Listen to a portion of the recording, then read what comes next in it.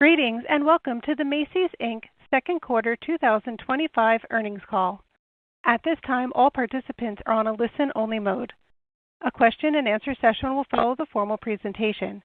If anyone should require operator assistance during the conference, please press star zero on your telephone keypad. As a reminder, this conference is being recorded. I would now like to turn the call over to Pamela Quintiliano, VP of Investor Relations. Pamela, you may now begin. Thank you, Operator. Good morning, everyone, and thanks for joining us. With me on the call today are Tony Spring, our Chairman and CEO, and Tom Edwards, our COO and CFO.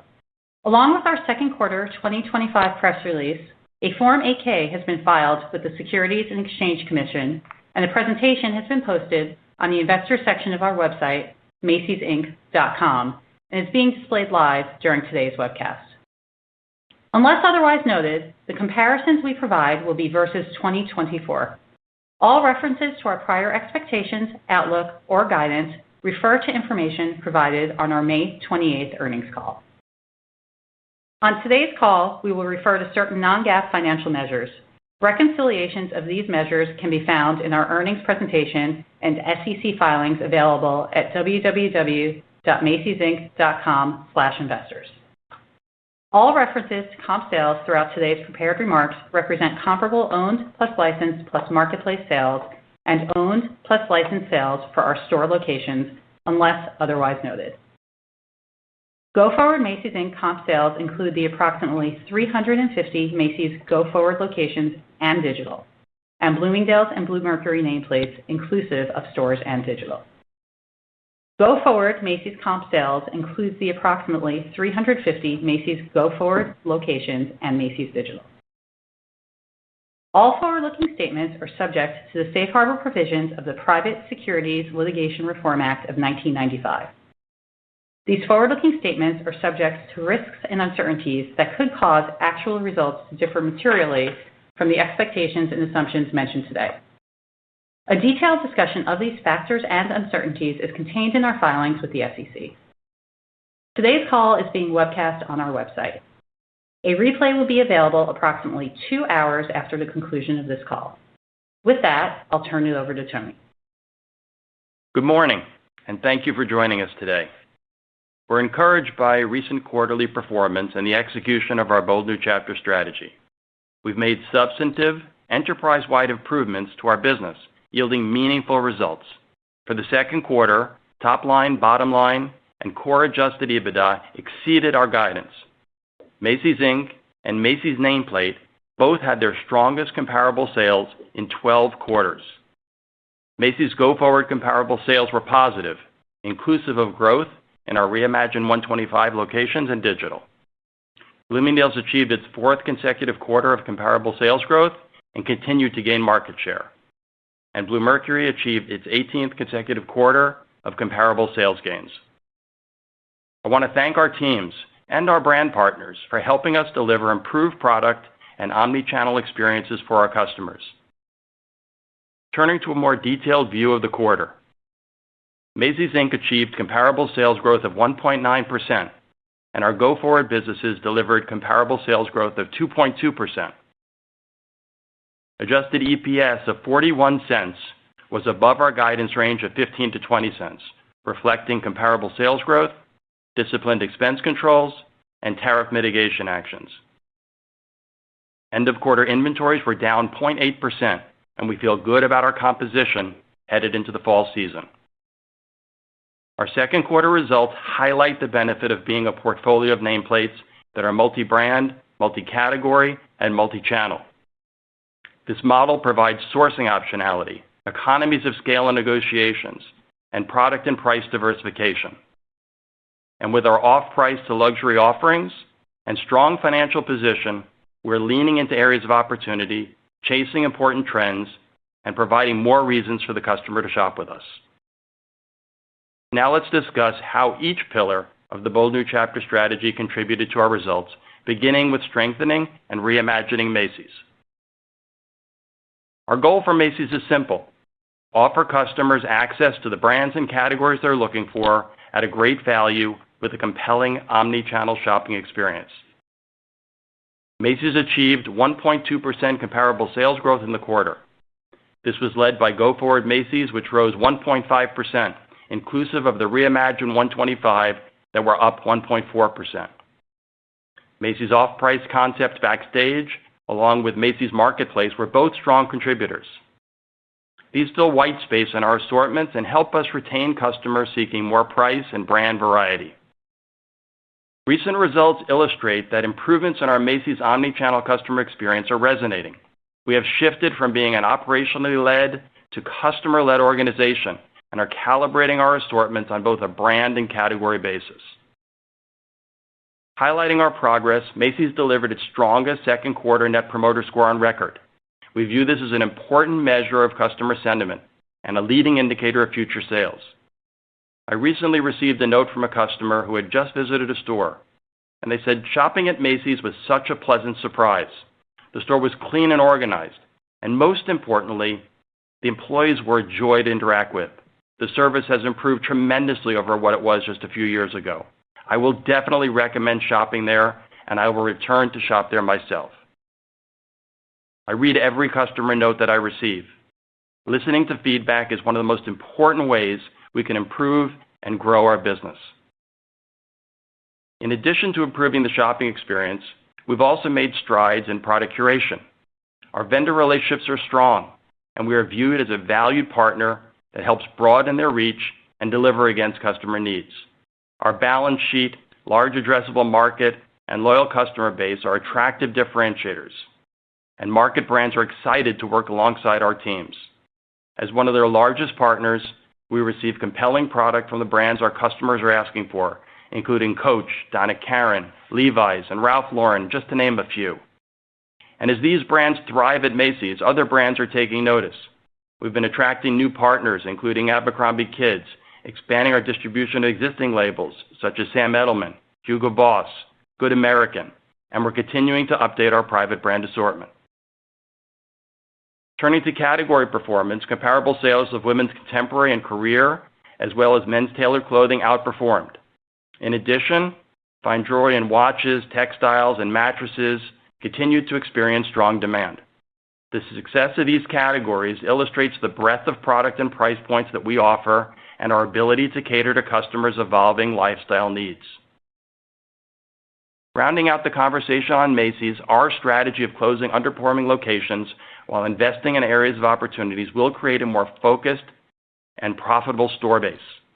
I believe we are positioned to deliver long-term growth in our Macy's Go Forward business, inclusive of digital. This is driven by exceptional customer omnichannel experiences, improved selling, enhanced colleague development, and inspired merchandising, including more variety with reduced redundancies. The second pillar of the Bold New Chapter strategy is accelerating and differentiating luxury. In the second quarter, both Bloomingdale's and Bluemercury maintained their positive comparable sales trend. Bloomingdale's achieved a positive 5.7% comp and its highest second quarter sales and Net Promoter Score on record. Our ambition is to be the leader in local markets that we serve, and our recent performance underscores that Bloomingdale's is gaining momentum. Our strong heritage of customer service and premium contemporary to luxury positioning is differentiated in the market, and we are able to offer the best of current trends in an accessible and compelling environment that has broad, multi-generational appeal. During the second quarter, ready-to-wear, fine jewelry, fragrance, and tabletop performances were a few standouts. Bloomingdale's is also well known for its special and exclusive capsule collections and partnerships, which build brand heat and excitement and support increased visits to our stores and online. This summer, we had takeovers by contemporary brands Mother and Staud, and introduced our latest limited edition Aqua collaboration, Aqua and Ava Philippi. This week, we're launching our fall campaign, which is called Just Imagine. The campaign celebrates creativity, art, and style, and is supported by a robust lineup of activations, impressive visuals, and new and exciting and exclusive product. Looking ahead, we remain focused on growing Bloomingdale's through attracting new brands and partnerships, expanding distribution, growing digital, and increasing our national footprint through Bloomie's small format stores and Bloomingdale's outlet locations. These initiatives help us to take additional share across categories, markets, and brands as we capitalize on disruption in the marketplace. Our other luxury concept, Bluemercury, achieved 1.2% comparable sales growth, representing its 18th consecutive quarter of gains. Results were driven by dermatological skincare and recent brand launches including Byredo, Victoria Beckham Beauty, and Charlotte Tilbury. Our Bloomingdale's and Bluemercury customers are responding well to our aspirational to luxury positioning. We have proven growth strategies in place for both and are confident in the luxury category and its long-term potential. The third pillar of our Bold New Chapter strategy is simplifying and modernizing end-to-end operations.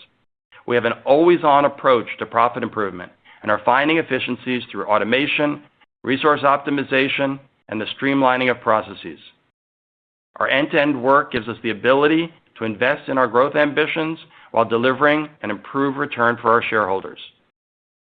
Now let's discuss our view on the consumer. Our customer across nameplates has remained resilient through the first half of the year and quarter to date. However, given the uncertainty regarding the impact of tariffs on demand, we believe it's prudent to continue to incorporate a more choiceful consumer into our guidance for the remainder of the year. Our third quarter and full year ranges assume we continue to reinvest most of the savings from closed stores and distribution centers in initiatives that support our long-term growth aspirations. In addition, reflecting the incremental tariffs that have been announced since our last earnings call, full year guidance now incorporates a 40 to 60 basis point tariff impact to gross margin. This compares to our prior expectation of 20 to 40 basis points and equates to roughly 25 to 40 cents of EPS versus our prior expectation of 10 to 25 cents. To conclude, I like where Macy's Inc. is positioned. Our first half and third quarter to date performance is encouraging, especially in our go-forward business inclusive of Reimagine 125, Bloomingdale's, and Bluemercury. We've made meaningful positive changes to our product and to our omni-channel experiences across nameplates, and our customer is responding. At Macy's, we're testing, we're iterating, and we're refining our initiatives to drive relevant assortments, inspiring experiences, and compelling value for our customers. At Bloomingdale's, we're continuing to drive profitable growth through our unique positioning, our strong appeal to our customers and our partners, and we'll continue to capitalize on the disruption in the marketplace.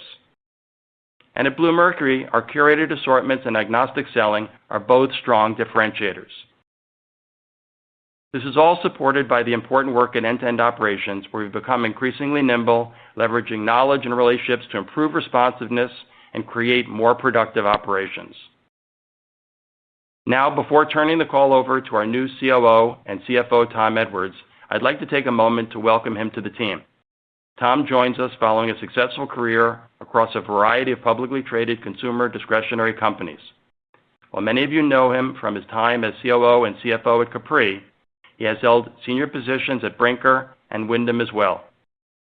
Tom's experiences and financial acumen uniquely complement the hospitality-oriented work we're doing to support the Bold New Chapter strategy, our focus on building and strengthening brand partnerships, and our ability to deliver long-term growth.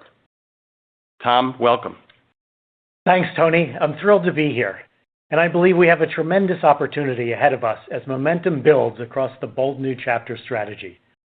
My first weeks here have reinforced my conviction in our ability to return to profitable growth and create significant value for our shareholders in the years to come.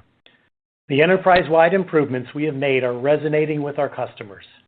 The evidence of this is clear with our recent results, including our encouraging second quarter performance, which I'll now walk through. Macy's Inc. comparable sales of 1.9% were our strongest in 12 quarters, benefiting from positive results at each of our nameplates. Adjusted EPS of 41 cents was above the high end of our guidance on better than expected sales, gross margin, and SG&A. Looking at a detailed view of the second quarter, Macy's Inc. net sales were $4.8 billion, down 2.5% to last year. Roughly $170 million of the sales decline was attributable to the 64 non-go-forward stores that closed at the end of last year. Excluding the impact of these stores, sales grew 0.9%. Macy's Inc. achieved comparable sales growth of 1.9%, led by go-forward business comparable sales growth of 2.2%. By nameplate, Macy's net sales were down 3.8%. Macy's comparable sales were up 1.2%, with go-forward business comparable sales continuing to outperform, rising 1.5%. Reimagine 125 comparable sales rose 1.4%, with the first 50 and next 75 locations both achieving positive comparable sales results. Customers responded well to elevated merchandise, more effective staffing, and localized events, and we continue to see stronger Reimagine 125 performance in traffic, average order value, and net promoter scores relative to the broader fleet. In luxury, Bloomingdale's net sales were up 4.6% and comparable sales rose 5.7%, and Bluemercury net sales were up 3.3% and comparable sales rose 1.2%. Turning to revenue, total revenue was $5 billion.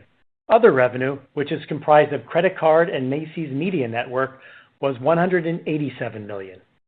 Net credit card revenue was $153 million, or $28 million higher than the prior year. Credit card revenue was driven by our healthy credit portfolio and the prudent management of net credit card losses. Macy's Media Network revenue was $34 million, flat to last year and in line with our internal expectations. Gross margin was $1.9 billion, or 39.7% of net sales, compared to 40.5% last year, and was slightly better than our expectations. As discussed on our last earnings call, there were two unique factors impacting second quarter gross margin. First, we took proactive markdowns on remaining early spring product to maintain healthy inventories. And second, the flow-through of product brought under the 145% tariffs primarily impacted the most recent quarter. Inventory was $4.3 billion, down 0.8% to last year. We are comfortable with our inventory composition for the fall season and have ample open to buy for the remainder of the year. SG&A expense of $1.9 billion declined $29 million from last year, reflecting the net impact of the benefit from our closed Macy's locations and ongoing cost containment efforts, partially offset by investments in our go-forward business, including the Reimagine 125 locations and Bloomingdale's. As a percent of total revenue, SG&A expense was 38.9% compared to 38.7% in the prior year. We are continuing to carefully manage our expenses and drive efficiencies throughout the organization. During the quarter, we recognized $16 million of asset sale gains.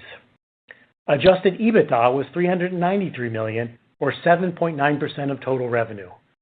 Core adjusted EBITDA, which is adjusted EBITDA excluding asset sale gains, was $377 million, or 7.5% of total revenue, above our guidance of 6.0 to 6.2%.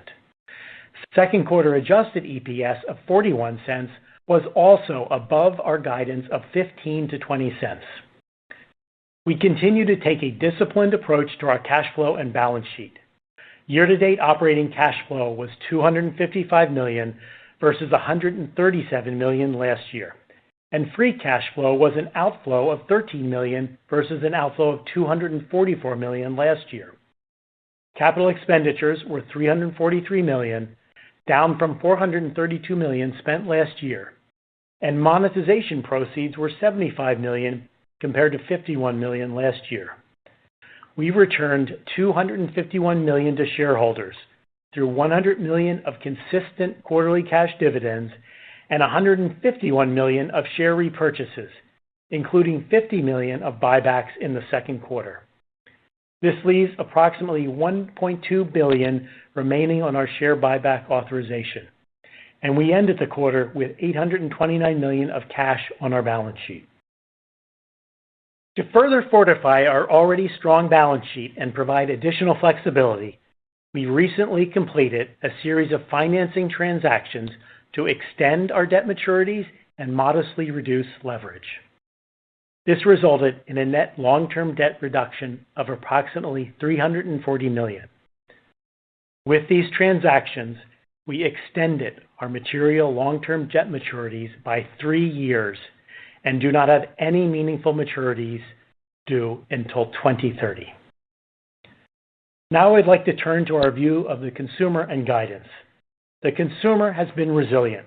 We are pleased with second quarter results, and momentum has continued third quarter to date. However, the macro environment remains fluid.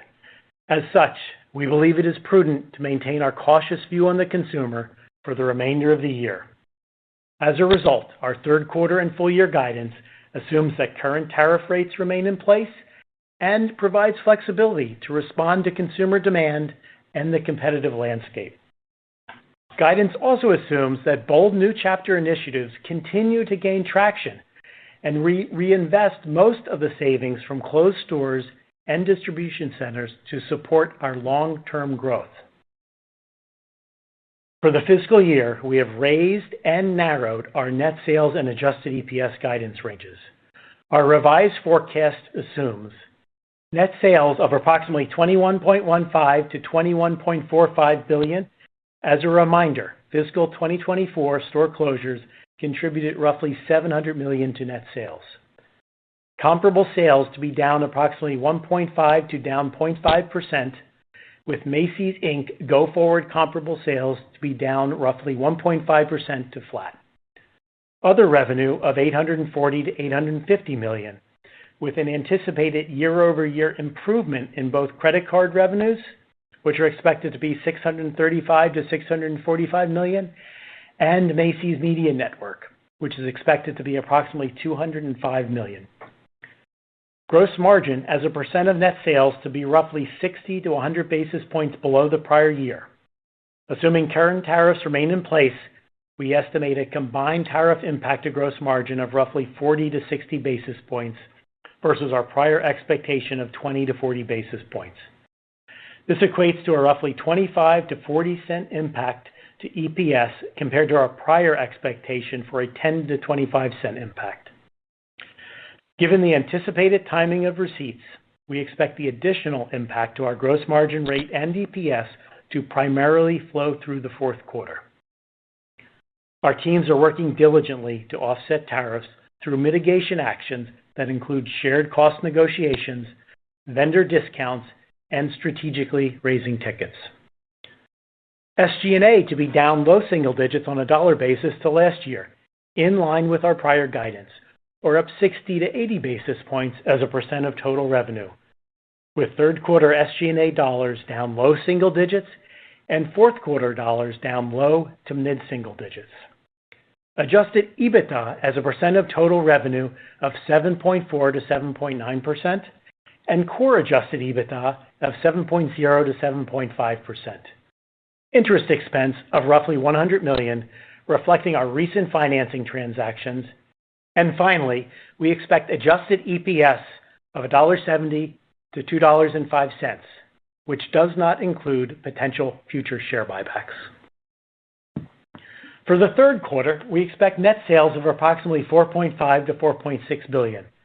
As a reminder, last year's store closures contributed about $160 million to sales in the comparable period. Comparable sales of down approximately 1.5% to up 0.5%. Core adjusted EBITDA as a percent of total revenue of 3.3 to 3.7%, and adjusted EPS of a loss of 20 cents to a loss of 15 cents, including asset sale gains of roughly $20 million. To sum up, we are pleased with recent results, which are a reflection of the Bold New Chapter strategy. We are well positioned to thoughtfully navigate the near term and deliver our long-term goals. Looking ahead, we will remain focused on the fundamentals and initiatives that provide meaningful value to our customers and to our shareholders, supported by our healthy balance sheet, which we have further strengthened, ample liquidity profile, disciplined approach to inventory management, and prudent capital allocation strategy. Now, I would like to turn the call back over to Tony. Thank you, Tom. In closing, we're encouraged by our second quarter results. Initiatives are resonating as we deliver an improved product and omnichannel experience. Looking to the back half, we're well positioned for the fall and holiday seasons. Our multi-brand, multi-category, and multi-nameplate model gives us the flexibility to respond to consumer demand in all environments. And longer term, we remain confident that the Bold New Chapter strategy will deliver sustainable, profitable growth and increase shareholder value. With that, operator, we're now ready for questions. Thank you. The floor will now be open for questions. If you would like to ask a question, please press star 1 on your telephone keypad. A confirmation tone will indicate that your line is in the question queue. You may press star 2 if you would like to remove your question from the queue. For participants using speaker equipment, it may be necessary to pick up the handset before pressing the star keys. We ask that you please limit yourself to one question and one follow-up. Again, that's star 1 to register a question. Today's first question is coming from Matthew Boss of J.P. Morgan. Please go ahead. Great, thanks, and congrats on a nice quarter. So, Tony, could you maybe help rank order drivers of the sequential improvement that you saw in same-store sales and the progression that you saw during the quarter? And any change in momentum so far in the third quarter, maybe just any perspective on the forecasted moderation that you've built into comps? Sure, thanks, Matt. Appreciate it. We had a strong quarter, across the board. The first growth at Macy's Inc. and Macy's brand in 12 quarters.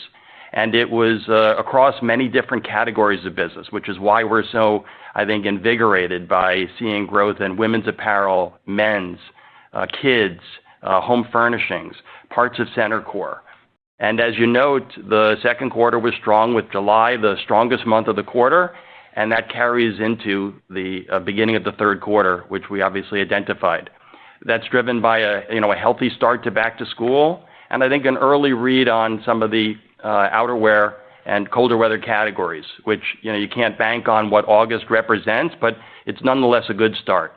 Gives us, I think, cautious optimism, meaning that we're celebrating the second quarter, good start to the third quarter, but we're being prudent in our guidance for the third quarter and the remainder of the year because we want to see how the tariff environment plays out in totality. Great color. Best of luck. Thanks, Matt. Thank you. The next question is coming from Dana Telsey of Telsey Advisory Group. Please go ahead. Hi, good morning, everyone, and nice to see the progress.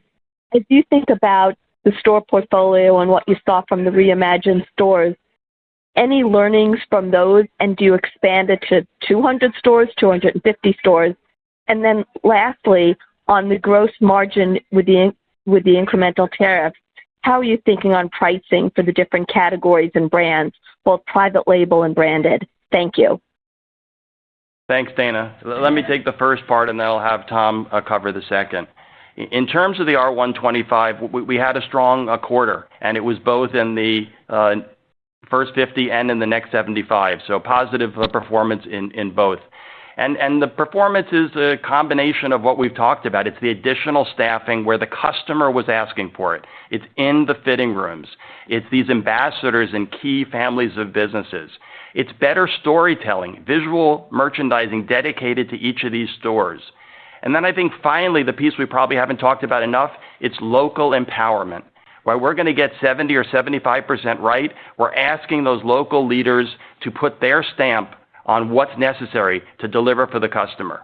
That's why we had best Net Promoter Score on record in the second quarter, with the R125's Net Promoter Score even stronger. I think as it relates to tariffs, we are taking a surgical approach. We're going to have price increases. We've had some price increases. We're also negotiating, with the marketplace. It's not a one-size-fits-all. So, we've tried to be really thoughtful about what categories can bear the cost and the increases and where we've had to negotiate a little bit harder. Tom, what would you add? Tony, I just add a little background on the tariffs, Dana. We previously had a guidance in of a 20 to 40 basis point impact, which was 10 to 25 cents, and have increased it to 40 to 60, which is 25 to 40 cents. And that is net of mitigation factors, such as partnering with our suppliers and vendors and diversifying our countries of origin. We expect the majority of the incremental impact to impact Q4, given our timing of receipts. And as Tony mentioned, we're adjusting prices, but as appropriate, not broad-based, and we're really assessing it with our partners in an effort to remain competitive. And I believe that we are really well positioned to navigate through this time, given our business model of multi-brand, multi-channel, multi-category, and multi-price point. Thanks, Dana. Thank you. The next question is coming from Blake Anderson of Jefferies. Please go ahead. Hi, good morning. Congrats on the nice results. So I wanted to just build on Matt's question earlier about the quarter to date and second half. So, Tony, if you think about now versus maybe 3 months ago when we last spoke to you, are you still embedding essentially the same level of uncertainty and caution for the consumer, or are you able to say you feel a little bit better about the consumer?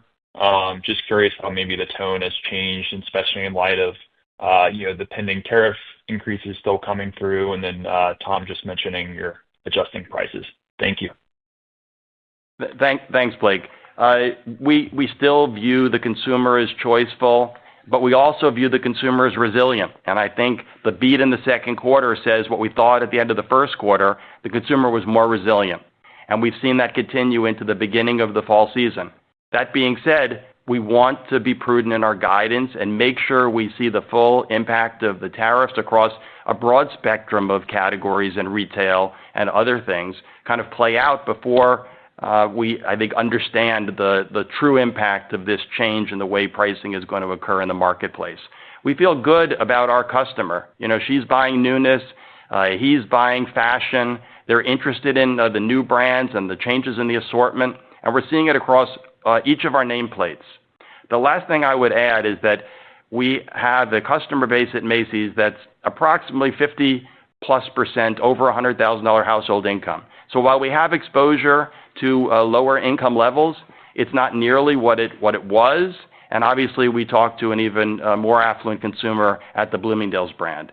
And I think as you go by income level, you certainly see a healthier performance in the higher tiers of income.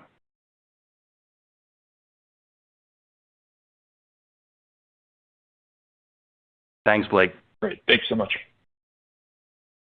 Thank you. The next question is coming from Oliver Chen of TD Cowen. Please go ahead. Hi, Tony and Tom. Private brands have been an exciting initiative. What's ahead in terms of catalysts there and trying to drive differentiation versus the competitive landscape? And as we think about your third quarter guidance, what's assumed in terms of the negative 1.5% comp relative to the plus 0.5%? And lastly, as we think more longer term, what comp do you need to leverage your fixed expenses in terms of a longer term comp to generate margin expansion overall? Thank you. Thanks, Oliver. Let me take the first part, and I'll have Tom address the last. So as you've noted, we've been reimagining private brands for the last 2.5 years. We're in the process of working through the home assortment this year and pleased with some of the initial response.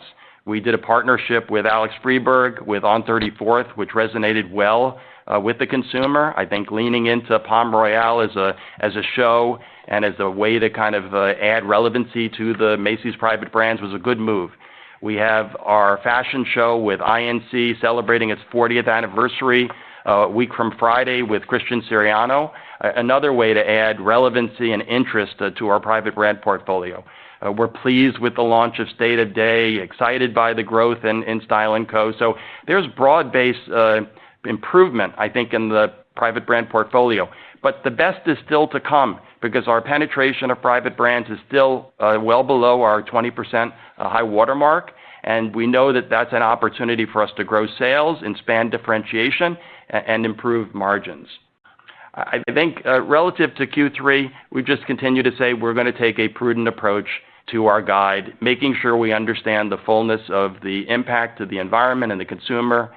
So far, Q2, the beginning of the fall season, we see a resilient consumer who's interested in newness and fashion.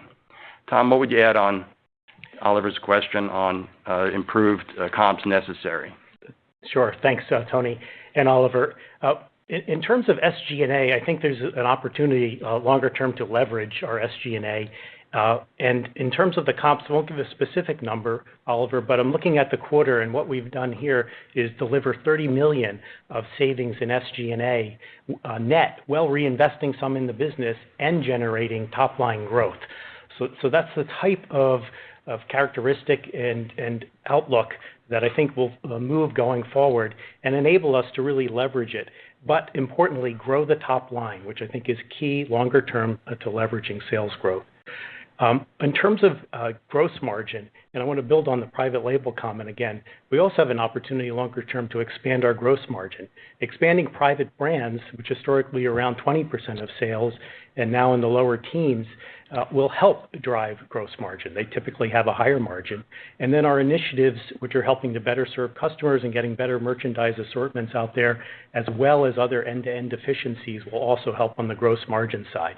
So I really see opportunities on both gross margin and SG&A as the initiatives for Bold New Chapter continue to resonate. Thank you. Best regards. Thanks, Oliver. Thank you. The next question is coming from Alex Straton of Morgan Stanley. Please go ahead. Perfect. Thanks so much for taking the question, and congrats on a nice quarter. Maybe for Tom, just on the SG&A improvement on that rate versus your last full year guidance, can you just talk about where you're finding more savings, maybe both in the quarter and also for the back half? And I think it assumes a little bit more reduction in the back half than you've delivered in the first. So just curious about that. And then maybe for Tony, I'm just curious about that acceleration in the Bloomingdale's comp, if you could unpack that a little bit more sequentially. Thanks so much. Thanks, Alex. Well, looking at SG&A, as Tony mentioned, we have an always-on approach to profit improvement, and that gives us the room to invest in our growth while delivering improved returns and ultimately levering the P&L. SG&A was down nearly $30 million in the quarter, and that was across benefits from the store closures that we implemented last year. It was continued end-to-end savings benefits as those initiatives pay dividends and will continue to do so over the next several years. And also just making sure we're very conscious in managing costs on an ongoing basis. You are correct. In the second half, we expect SG&A dollars to continue to be down. In Q3, down low single digits, and in Q4, down low to mid single digits. So this is really a reflection of those continued savings in both store and end-to-end and otherwise. And it's a little more weighted to Q4 given the timing of store closures and other benefits. And I want to point out this is a net number because we are still reinvesting in the business to drive the top line and enjoying the benefits of Bold New Chapter initiatives, which are resonating and driving a difference in performance where we are implementing those. And Alex, I would say the Bloomingdale's business just continues to build momentum. They have a terrific strategy, a strong leadership team, great continuity in the focus in a market that is somewhat disrupted. They've had additional brand additions, which have been a part of their growth. They've grown their digital business, which is a part of their growth. They've done some wonderful collaborations with their private brands and market brands, which has been a part of their growth. And they're adding Bloomie's locations and Bloomingdale's outlet locations. So we see plenty of runway for the Bloomingdale's business. And I think it's uniquely positioned in this aspirational to luxury positioning where that advanced contemporary customer, which is such a growing part of the business, it's right in the sweet spot of what Bloomingdale's does best in the marketplace. Thanks so much. Good luck. Thanks, Alex. Thank you. The next question is coming from Chuck Grom of Gordon Haskett. Please go ahead. Hey, guys. This is Ryan Bolger on here for Chuck. I wanted to ask a little bit about the the comp composition, traffic versus ticket, both on an owned basis and an OLM basis. And then also, broadly speaking, what are you seeing in the marketplace a little more in terms of pricing, in terms of tariffs from peers, and then what you're doing about that in response? Thanks very much. Ryan, let me take the first part, and then I'll let Tom take the second part. Our improvement in business was broad-based, as I said, by category, and was also driven by improvement in traffic, improvement in average order value, and like we've said, improvement in customer experience. The one pocket that was a little softer was unit demand, and obviously I think that's partly reflecting the consumer being choiceful and partly reflecting the beginning impacts of some pricing. But I think we've bought it that way. We've got a good composition of inventory across a broad base of categories, and I think are well prepared for the fall season. I like our inventory position being down 0.8%, kind of going into the fall season, having open to buy, and having the strength of a marketplace as well as our licensed businesses to support even more growth beyond what we've bought. Tom, what would you add relative to what you're seeing in the marketplace for tariffs? I just emphasize, Tony, your comment on beginning to see the impact.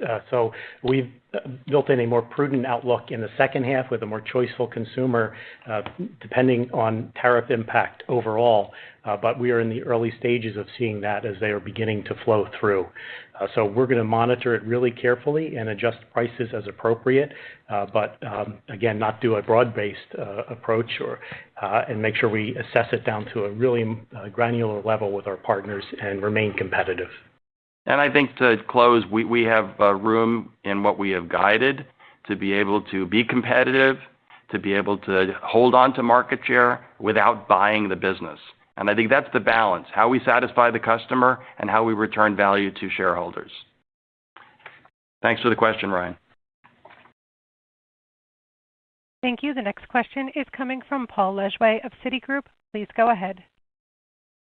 Thanks. It's Tracy Kogan filling in for Paul. I just wanted to follow up on the last question. I know you said you're just starting to see some price increases, and I was wondering how that is falling out between your own private brands and national brands. Are you seeing already some increases in both? And then I'm just wondering, since you have seen some increases as of now, how has the elasticity been looking relative to what you expected? Is it kind of, are the unit changes in line with what you would expect so far? Thanks. Thanks for the question, Tracy. Yeah, I think it's the early innings on how the consumer is responding to the changes in the marketplace. I think the good news is there's a level of resiliency. There's a level of interest in newness and fashion. We are not bought completely into the fall season. We have the leverage points of marketplace and our licensed businesses. And I would say that in some cases where tickets were higher or costs were higher, we bought fewer units. In other cases, we remain consistent with units. And in other cases, we didn't buy as much of a brand or category. So I think this is just such a wonderful example of being a multi-brand, multi-category, multi-channel, and multi-price point. And I want to say again, multi-price point, because when you can go from off-price to luxury, you're not reliant on one thing. And if something wasn't competitive, if we felt it was too big a reach for the consumer, we didn't buy it or buy as much. And I think that's one of those moments where being this modern marketplace or department store is an absolute advantage in this environment. And Tracy, I just build on that. Regardless of the external environment, our Bold New Chapter initiatives are really positioned to support performance. And what we saw in the second quarter was a performance and improvement in traffic. So people are buying more and coming in, and it's really due to those base initiatives, which are going to continue through the second half regardless of what's happening elsewhere. Gotcha. Thanks so much. Thank you. Thank you. Our next question is coming from Michael Binetti of Evercore ISI. Please go ahead. Hey, guys. Thanks for taking our question here. First one, just on adding to the Bloomingdale's question from earlier, nice to see the comp there. We've seen continued pressures and even bankruptcies in the luxury market here lately. Just maybe speak to what you're seeing in that market and where you're seeing the accelerating opportunities to gain share there, as that category seems to be getting a little tougher, nicely counterintuitive there, I suppose. Tom, how much did tariffs impact the second quarter? And then finally, I see it looks like you lowered the back half credit growth rate a little bit, maybe 11 to 15%, 20s in the first half. Just any comment on, you made a comment on this, on the health of the portfolio there. So I'm just curious what you're baking in on the deceleration as we think about the run rate into next year. Thanks. So let me start with Bloomingdale's, and I'll let Tom cover the tariffs and the credit portfolio, which is healthy, and he can speak to that. Look, we see the Bloomingdale's business has been terrific, and this is now 4 straight quarters of growth. They are taking market share. They are adding additional brands. We are seeing, Mike, broad-based growth across ready-to-wear, denim, men's, home, kids, beauty, fragrances. I think that this brand has done a terrific job. And when you think of kind of continuity of leadership, continuity of strategy, continuity of partnerships in the market, paying our bills, strong balance sheet, the strong corporate support of Macy's, Inc., Bloomingdale's is positioned for continuous growth. And I think we have the additional opportunities of obviously brand expansions, digital growth, additional door expansions with Bloomie's and off-price. The Bloomingdale's off-price business continues to grow, had a really good quarter. So I don't look at the marketplace as defining Bloomingdale's opportunity. I look at Bloomingdale's defining Bloomingdale's opportunity. Mm-hmm. Nice. And Mike, regarding tariffs and credit, tariffs in the second quarter, we had provided a prior full-year guidance of 20 to 40 basis points or 10 to 25 cents. And that was a little bit more in the second quarter. We saw some of the higher tariffs coming in at the 145% level. So we did see a GM impact related to that. And our gross margin rate was also a little lower than last year in Q1. We moved through inventory and really put us in a great position to start to fall in the back half of the year with a really clean inventory position. And I would point out that our gross margin was better than our expectations in the second quarter. So all that considered, we're doing better than we expected and coming into the second half in a great position.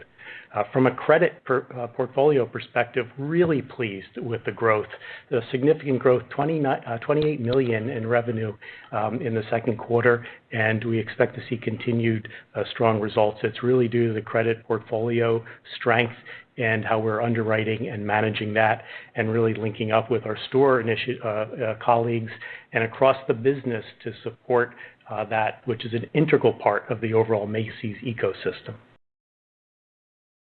Thanks a lot, guys. Appreciate it. Thank you, Mike. Thank you. Our next question is coming from Paul Kearney of Barclays. Please go ahead. Hey, good morning. Thanks for taking my question.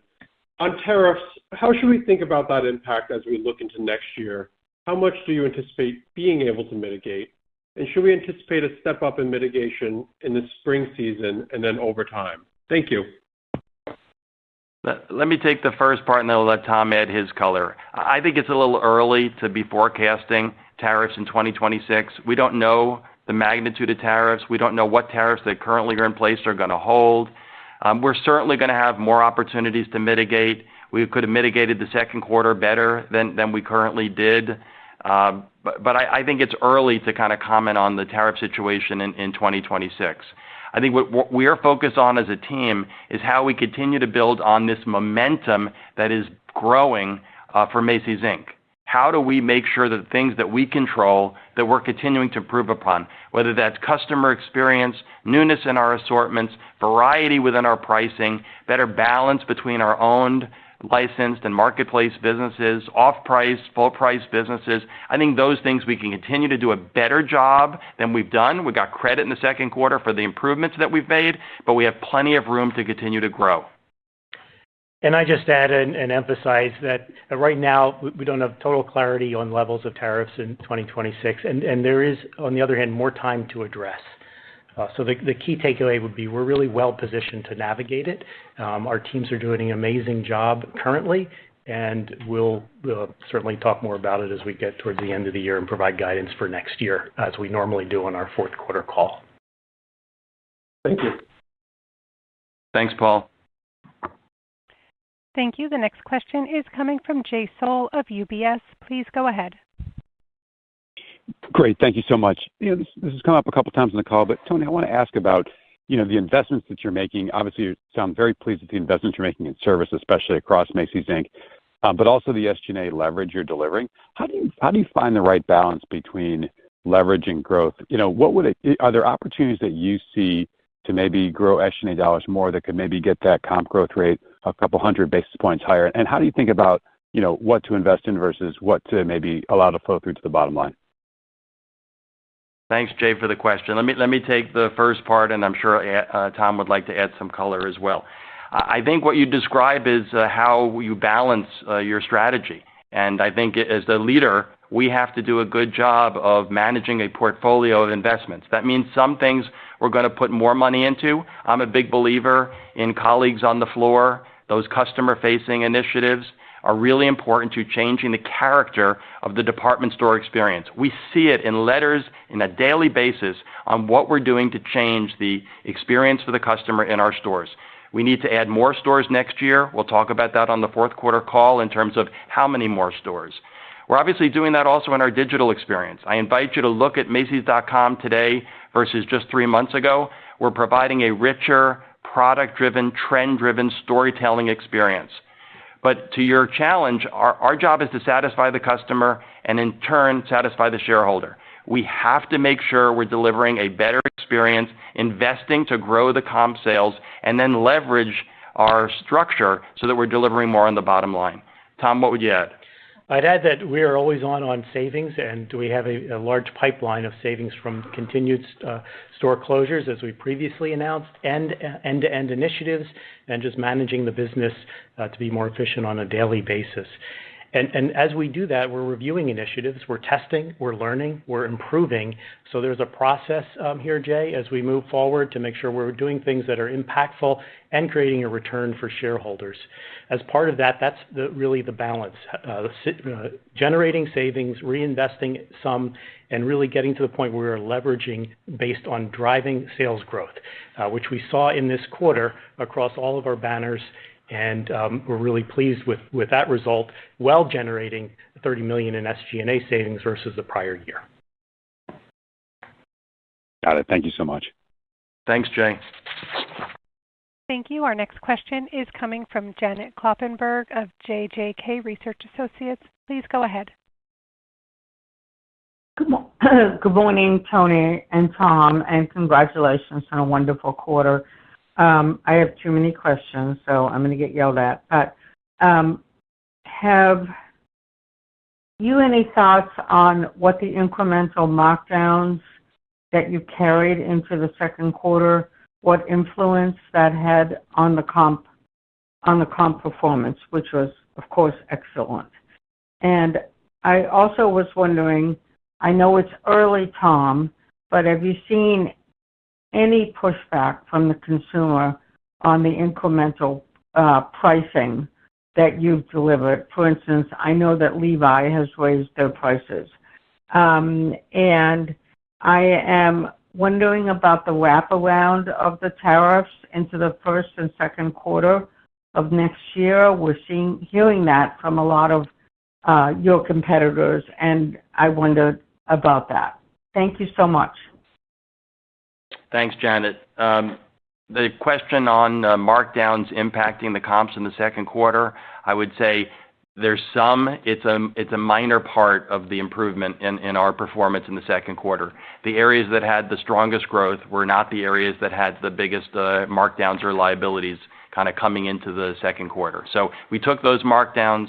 The composition of our inventory is clean. I like the early read of August and what the customer is buying, because that is not markdown related. It's newness related. It's back to school related.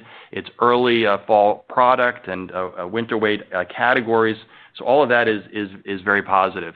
You mentioned the Levi's business. I mentioned on the call, Levi's continues to be a terrific business for us in all areas of the business, and they're great partners. We're getting top-tier products from them, and it's the fashion in Levi's that is really selling best for us. So again, I think it underscores the customer is more concerned about value than they are about the price point.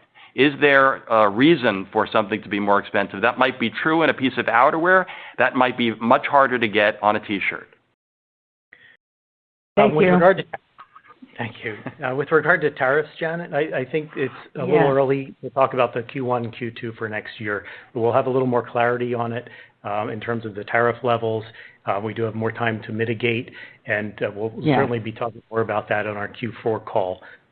But as I mentioned before, I think we're really well positioned to navigate through it and have been navigating through it across all our teams really effectively. And what about the pricing and early indication from the consumer? I would just state that the consumer has been resilient. And we've seen that in Q2, and we've seen it at the beginning of Q3. We are, to be more prudent in the second half, forecasting a little more choiceful consumer, but what we've seen so far is resiliency. Thank you very much.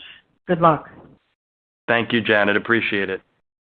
Thank you. At this time, I would like to turn the floor back over to Mr. Spring for closing comments. Thank you all for joining us today. We look forward to providing an update on our progress on our next earnings call. Have a great day, everyone.